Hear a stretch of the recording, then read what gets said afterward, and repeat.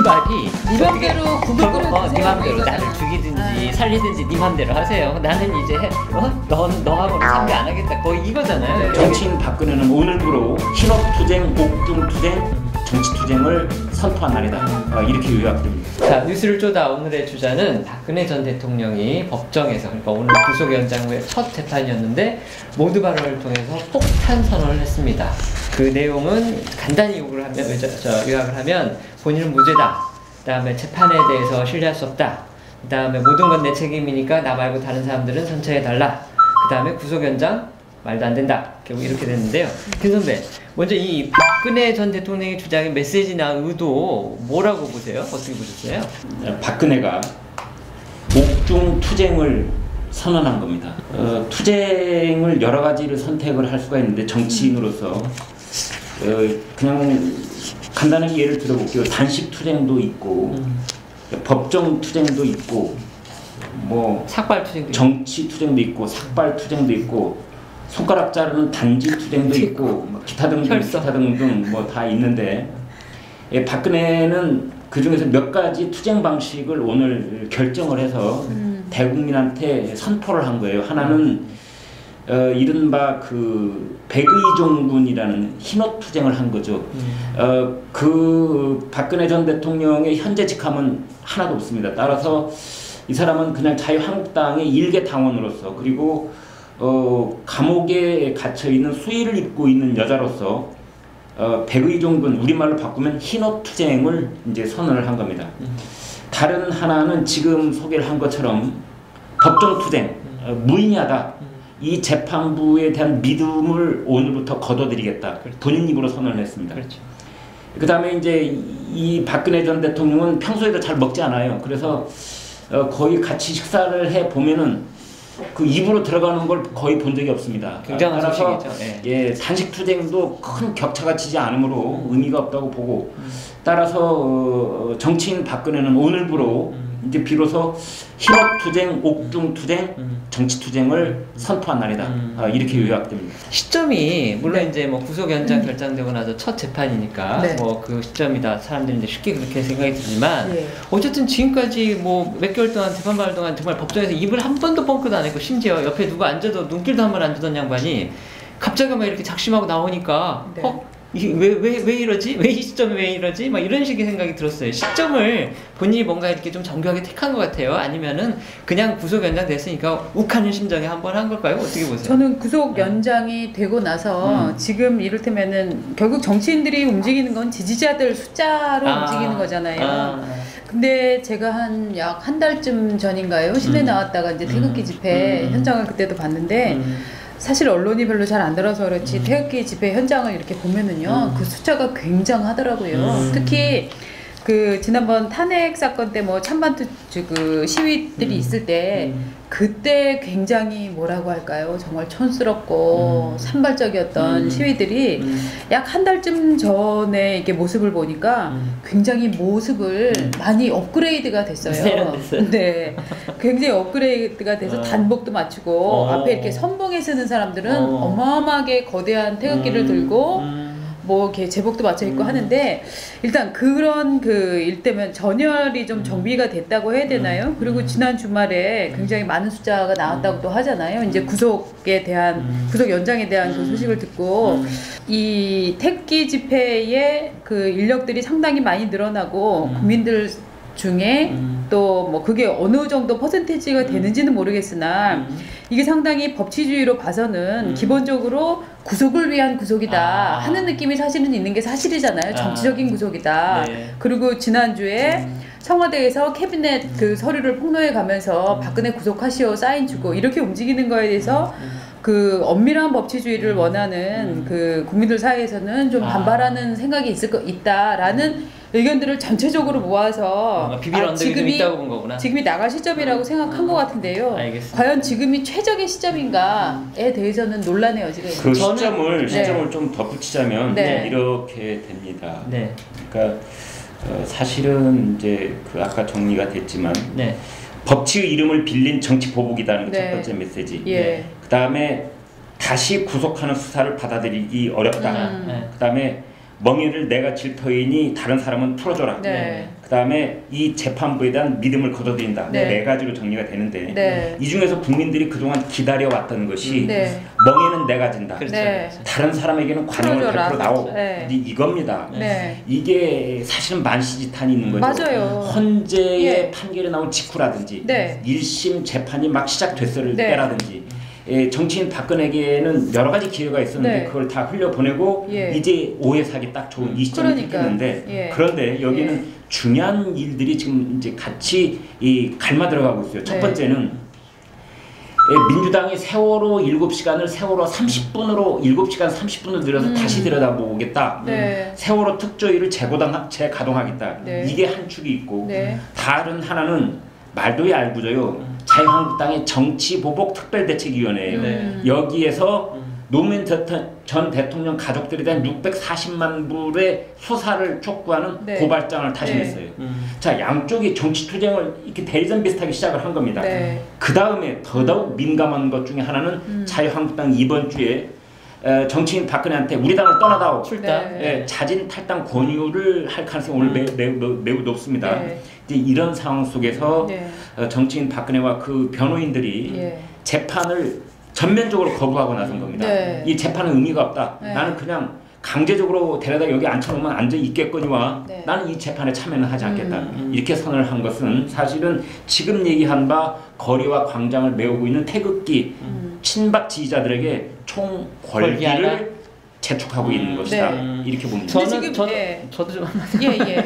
근데 저는 이제 이 오늘 그 발언 전문을 제가 이렇게 읽으면서 저는 약간 긍정적인 것과 부정적인 면을 동시에 봤거든요. 자, 첫째 긍정적인 거는 뭐냐면 이 대통령 재임할 때 저는 박근혜 대통령이 그렇게 연설을 잘한다는 느낌은 솔직히 못 받았고 네. 그다음에 명문이라고도 솔직히 못 느꼈는데 네. 이 전문은 굉장히 차분하고 담담하면서도 자기가 하고 싶은 메시지는 다 전해서 네. 제가 명문이라고 하면 욕하실 분들이 있을지는 모르겠는데 나름 굉장히 잘 쓴 정리한 것이다 네. 이런 생각이 들었어요. 그러니까 격한 부분이 없어요 우선. 그리고 감정의 과잉이 없고 그러면서도 자기가 하고자 하는 메시지는 똑똑똑똑해서 다 전했기 때문에 네. 상당히 이거는 상당히 그 전직 대통령으로서의 나름대로 품격을 갖춘 말이다. 네. 근데 다만 또 부정적인 건 뭐냐? 네.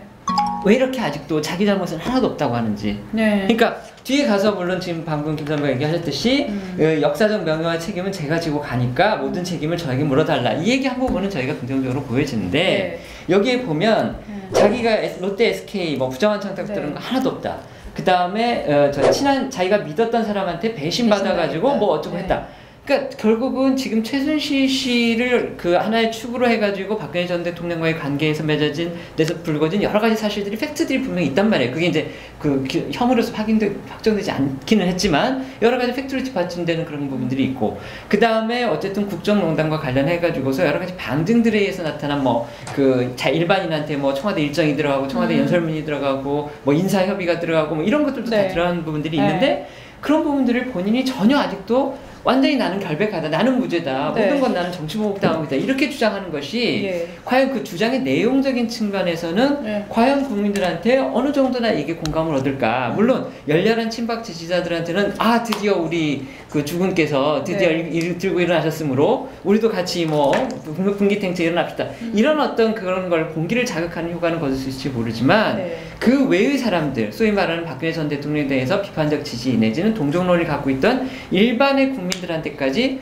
과연 이 주장이 공감을 얻을지 저는 그 부분을 한번 저희가 따져봐야 된다는 생각을 하고요. 아까 이제 김 선배도 얘기하셨지만 이게 지금 정치 보복론, 소위 말하는 야당, 특히 한국당의 정치 보복론과 맞물려가지고 이게 분명히 정책 파장이 있을 것 같단 말이에요. 네. 부장이 보기에는 지금 한국당이 본인은 아까 김 선배는 그렇게 얘기를 하셨는데 본인, 그러니까 박근혜 전 대통령을 출당시키려고 몰아내려는 그런 네. 부분에 대해서 예. 뭔가 좀 유감이 있다 내지는 아니면 오히려 한국당의 정치보복론에 나는 쫓겨나지만 네. 야당이여 더 힘을 내라 네. 이런 어떤 그거를 갖다가 좀 복두두는 그런 의미가 있다고 보세요. 어떻게 보세요? 정치적으로? 저는 야당이여 힘을 내라는 생각은 없는 것 같아요. 왜냐하면 그래? 야당이여 힘을 내라는 생각이 있었다면 리드를 상상치 한 사람에 대한 믿음이 상상조차 하지 못한 배신으로 되돌아왔고 네. 전형적으로 매일 얘기하는 이 배신론 있잖아요. 네. 저는 그 박근혜 대통령이 이를테면은 뭐 대개의 아주 잘된 정치인들이 네. 이명박 무슨 김대중 대통령, 김영삼 대통령 모든 잘된 정치인들이 그렇듯이 이타적인 사람은 없어요. 다 자기 중심적이지. 그렇기 때문에 지금 뭐 나는 쓰러질지언정 야당에 힘을 내라. 저는 박근혜 대통령이 그런 종류의 생각을 할 사람이라는 느낌은 안 들고요. 그런 종류의 생각을 할 사람이었다면 이 이를테면 처음부터 배신이라는 키워드를 갖고 저는 때리지 않았을 거라고 생각을 합니다. 대신에 결국은 이거는 무슨 그 야당과 여당의 무슨 싸움 또 그 야당에서의 그 박근혜의 복권 뭐 이런 것들에 대한 기대는 저는 전혀 없을 거라고 생각하고 오히려 거리에 나온 사람들을 상대로 그 더 북돋우는 거라고 생각을 하는데 그 유영하 변호사가 그 언급한 유영하 변호사가 정문을 읽고 이제 내려갔잖아요. 그렇죠.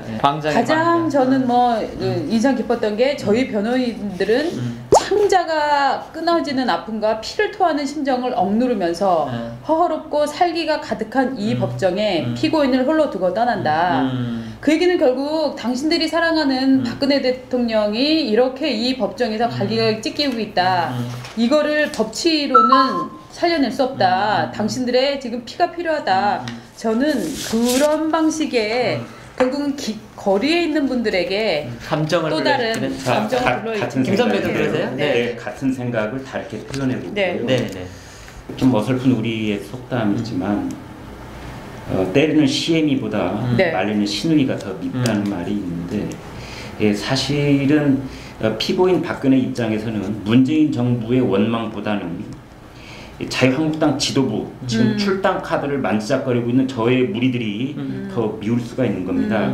방금 인용한 대목 유영하 변호사가 변호인단 전체의 사임계를 내면서 살기 가득한 이 법정 피고인을 홀로 두고 떠난다.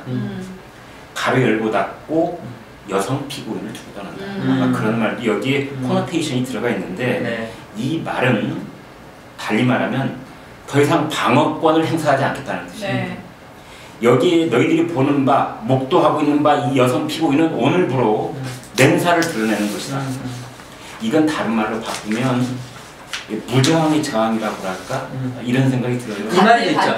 예. 박근혜 전 대통령 그래서 그러한 것들이 가장 강력한 최후의 수단이 되는 겁니다. 어떤 의미에서 문재인 정부한테 가장 큰 부담을 지우려고 하는 거예요. 사실은. 그러니까 태극기와 또는 태극기에 동조하는 그 세력들의 거리와 광장에서 이 집회를 격려 공모하는 친구도 있지만 동시에 같은 무게로 문재인 정부를 압박하는 겁니다. 이것만큼 강력한 압박은 없을 겁니다. 저도 그 박근혜 전 대통령 말 중에서 이 말이 굉장히 인상이 깊었어요. 뭐냐면 자, 이제 정치적 외풍과 여론의 압력에도 오직 헌법과 양심에 따른 재판을 할 것이라는 재판부에 대한 믿음이 더 이상 의미가 없다는 결론에 이르렀습니다. 그 다음 말.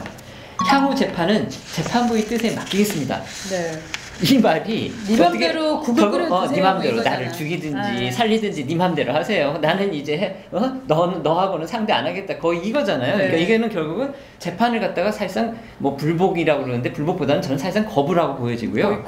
그래서 더 어렵고 힘든 과정을 겪어야 될지 모르겠지만 하지만 포기하지 않겠습니다. 이 얘기는 재판부가 무슨 결론을 내든 나는 거기에 대해서 승복하지 않을 거고 니들이 어떤 결론을 낼지 내가 이미 다 아는데 그거 내려봐라. 나하고는 아무 상관없다. 이제 이런 식의 그 메시지를 주는 건데 박근혜의 유명한 스타일인데요. 가장 뒤에까지 물러나는 방식입니다. 오늘부터 당사 천막으로 지어. 이런 거거든요. 오늘부터 일절 나를 변호하지 마. 너희들 다 살게 돼. 극단적인 쪽으로 가가지고 내 곁에 있는 사람들 다 떠나. 나를. 이 법정에는 나 혼자 남게 될 거야. 이런 거죠. 이게 바로 제2의 천막이라고 합니다. 그러면 김 선배 보시기엔 제가 그걸 여쭤보려고 그랬는데 오늘 이 모든 게 결국은 박근혜 전 대통령이 본인이 뭔가 이렇게 생각을 해가지고 결정한 걸로 보십니까? 네, 그런 누군가의 조언을 받지 않고 한 가지 시점이 애매하다 이런 거죠. 시점이 왜 이것이 자기 구속 연장이 결정된 이후에 이런 말을 하니까 어떤 측면은 매우 이기적으로 보여요. 그러니까 그 점이에요. 그렇죠. 초기에 이렇게 했더라면 뭐 삼성이건 SK건 롯데건 다 관련 없다. 나는 내가 다 짊어지고 갈 테니까 나는 대통령으로서 내가 정무적 판단에 의해서 이런 일들을 해왔고 이거를 너네가 엿보려고 할지 모르겠지만 그러면 나는 내가 책임지겠다. 이렇게 나왔으면 훨씬 멋있었을 것 같아요. 헌법재판소 파면 결정 직후에 대국민 담화를 내놨어야죠. 그런데 그래서 제가 여쭤보는 게 그건데 뭐냐면 지금 삼성 그 얘기를 했으니까 자, 저는 이 불똥이 그러니까 M1대로 튀지 않을까. M1대라고 표현하는 게 제가 맞을지는 모르겠는데 맞는 말입니다. 예를 들면 지금 삼성 이재용 부회장 지금 2심 이제 하게 됐죠. 그다음에 다른 그 연관된 SK랑 조윤선 뭐 그다음에 김기춘 뭐 안종범 정호성 씨 뭐 이런 사람들 있죠. 공무원 그다음에 이제 실무제 공무원들 뭐 차관급들도 있고 그다음에 이제 개별 기업으로 아까 삼성 말고 이제 저 롯데 SK 이런 데 있는데 저는 거기로 피해를 주는 거 아니냐. 이것 봐라. 이제 이렇게 돼가지고서 오히려 정권 차원에, 물론 뭐 사법부가 정권에 좌우지우지 된다고 우리가 전제를 하면 안 되겠지만, 어쨌든 이 흐름이 그렇게 해서 과연 여론이 뭐 박근혜 정부에서 획 돌 가능성은 저는 없다고 보여지기 때문에, 이런 여론들이 오히려 그런 재판들이 불리하게 좀 작용하게 되지 않을까. 그래서 박근혜 전 대통령이 또 이기적이라고 비판을 받지 않을까. 그런 걱정도 드는데, 그런 생각은 안 들어요? 박 부장은 어때요? 저는 그런 생각이 들지요. 왜냐하면 사실은 박근혜 대통령 구속 연장을 시킨 이유는 삼성동 사저에 앉아서 정치를 할까봐였잖아요. 쉽게 보면. 근데 결국은 삼성동으로 돌려보내지 않았더니 옥중에서 정치투쟁을 하는 거잖아요. 정치투쟁이라는 거는 결국은 대중들한테 여파를 미치게 돼 있기 때문에 정권 차원에서는 그 여파를 최소화하려고 노력할 거 아니에요. 그걸 최소화하려면 지금 재판을 빨리빨리. 그런데 이렇게 보아야 되는 측면이 있어요. 지금 문재인 대통령 지지율이 73%라고 가정을 해봅시다. 100에서 73 빼면 27 남지요. 나는 아무 의견 없어. 그걸 20이라고 봅시다. 박근혜 지지자가 7%라고 봅시다.